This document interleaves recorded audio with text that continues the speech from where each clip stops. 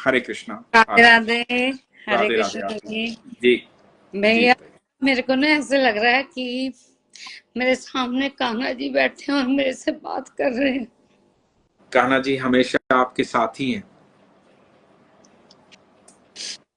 आपके साथ ही हैं, हम सबके साथ हैं, वो हम सबके भीतर है।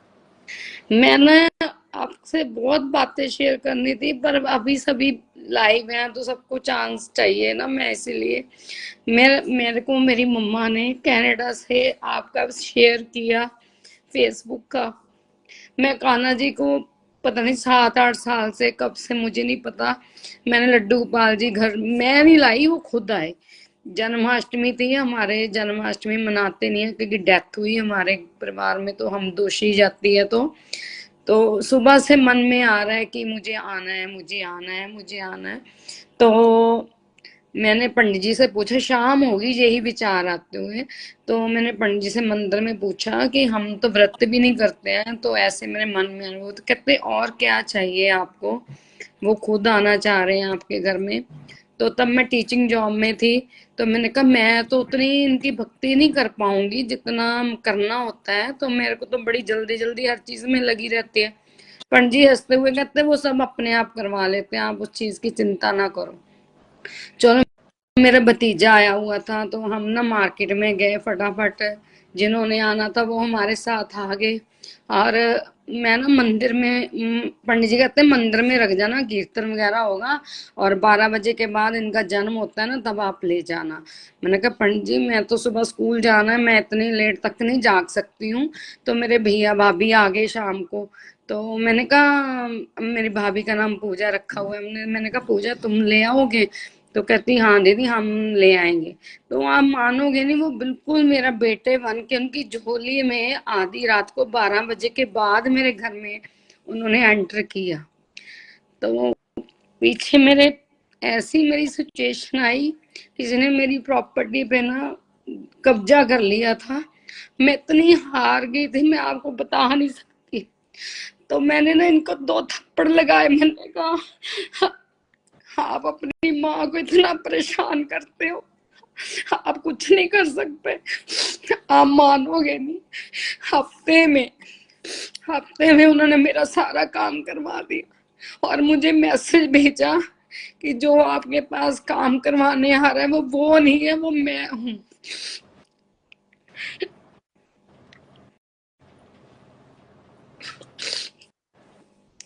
मैं आपकी रोज रात को सुन के अनुभव फिर सोती हूँ।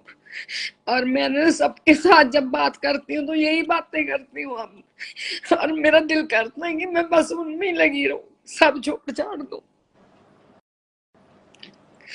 अभी ना मेरे बेटे की शादी होने वाली है कनाडा में है, तो मैंने ना इनको हाजिरी लगाई कि आपने उसी को लाना है जो मेरे बाद आपकी सेवा कर सके। और वाकई हम मानोगे नहीं, ये साथ गए वहां पे रामपुर। रामपुर हमने उसको देखा है ना, लड़की को, काजल नाम है उसका। और हमने ना रामपुर में, मैंने ना एक बार में विचारा है कि साथ लेके जाएंगे तो ऐसे इधर उधर हाथ लगेंगे। कहते इनको नहीं लेके जाना, कान्हा जी को नहीं लेके जाना।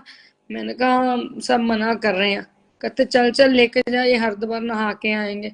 और ये साथ में चल रही है, आप मानोगे नहीं।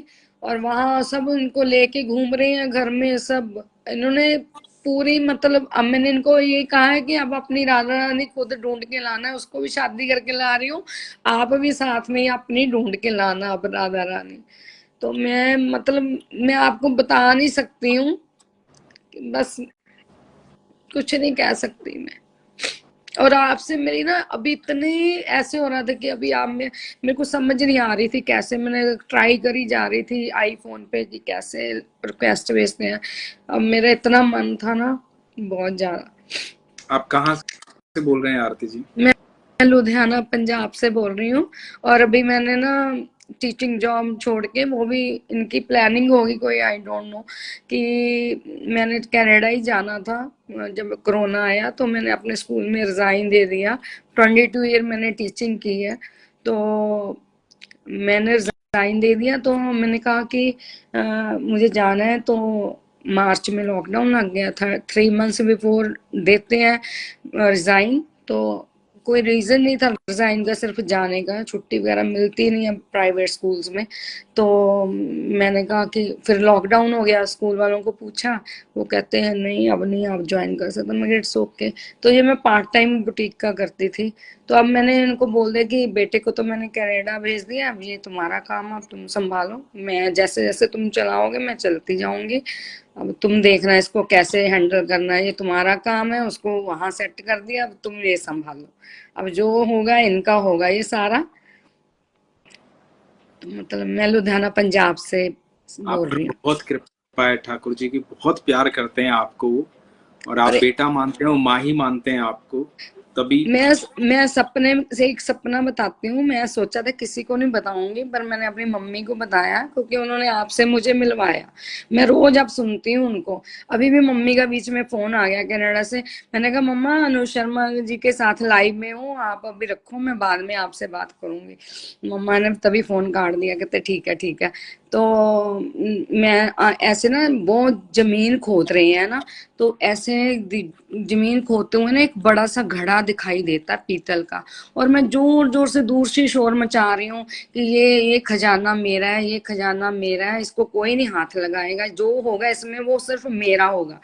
तो जब वो घड़ा निकालते हैं ना, उसके ऊपर मिट्टी मुट्टी, और वो मैंने कहा इसको धीरे खोलना, कई बार सांप सूप होता है खजाने में, जैसे हम वो सपनों में फिल्मों में देखते हैं। जी तो जी। जब उन्होंने ढक्कन खोला ना, आप मानोगे नहीं, इतनी बड़ी कान्हा जी की बीच में मूर्ति पड़ी हुई है। और मैं इतनी खुश हो गई जब मैंने ना उनको निकाला अंदर से, वो असली बाल रूप में आ गए और मुझे इतना चूम रहे हैं, किस कर रहे हैं ऐसे सारे। और मैं आपको वो फीलिंग मैं बता नहीं सकती, वो मुझे ऐसे लग रहा था मुझे सच में हो रहा है। और वृंदावन में 9th-10th में गई थी तब से अब मुझे जाना हो गया कि मैं जाके आऊं, मैं जाके आऊं। फिर मैं सोचती हूँ जब वो बुलाएंगे मैं तभी जाऊंगी, आपकी सुनती रहती हूँ ना कि वो बुलाते हैं तभी हम जाते हैं। तो मैंने कहा जब बुलाएंगे और फिर जाएंगे। अब मैं बेटे को बोला, कहता मम्मा काजल भी जब शादी करके वो भी कह रही है कि मुझे वृंदावन जाना, तो हम इकट्ठे ही चलेंगे। मैंने कहा क्या चलो जो प्रभु जी की क्या इच्छा ठाकुर, होगी। बिल्कुल हाँ आप जी, अपनी बहू को मिलवा के लाइएगा ठाकुर जी से।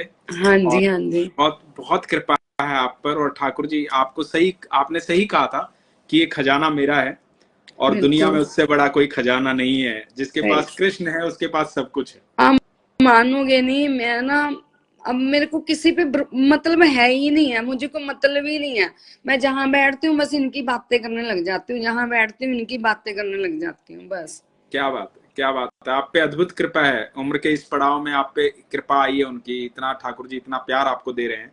तो अभी जन्माष्टमी के दिन आपके यहाँ पूजा होनी शुरू हो गई ठाकुर जी की? मैं करती हूँ, मैं उनका केक भी काटती हूँ क्योंकि उस दिन वो मेरे घर आए थे, मैं बर्थडे मना, मैंने आपको वो पिक क्या भी बात। भेजी थी तो मैंने मैं मैसेंजर पे। हाँ आपकी इस बात से मैं सबको एक बात कहना चाहूंगा। ये बहुत सारे लोगों ने, कई लोगों का ये सवाल मेरे पास आया कि हमारे घर में जन्माष्टमी के दिन डेथ हो गई थी, इसलिए घर पे ठाकुर जी की पूजा नहीं होती है।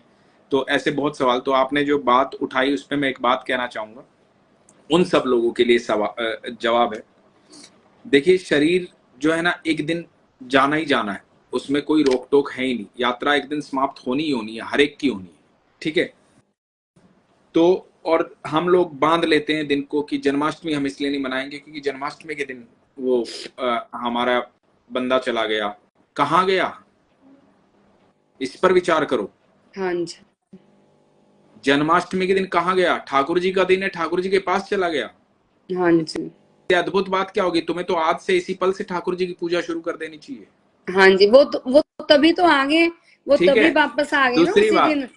बहुत सारे लोग क्या करते हैं, जब घर में डेथ हो जाती है तो ये शुरू से रीति रिवाज है, मैं उनसे थोड़ा सा परे चलता हूँ, कि भगवान की आराधना कर दी बंद, 13 दिन के लिए पूजा पाठ बंद कर दी, नहीं करनी पूजा, ये हो जाएगा वो हो जाएगा वो हो जाएगा। आप बिल्कुल ईश्वर के करीब रहिए 24 घंटे, किसी भी पीरियड में, किसी भी हालात में, किसी भी सिचुएशन में।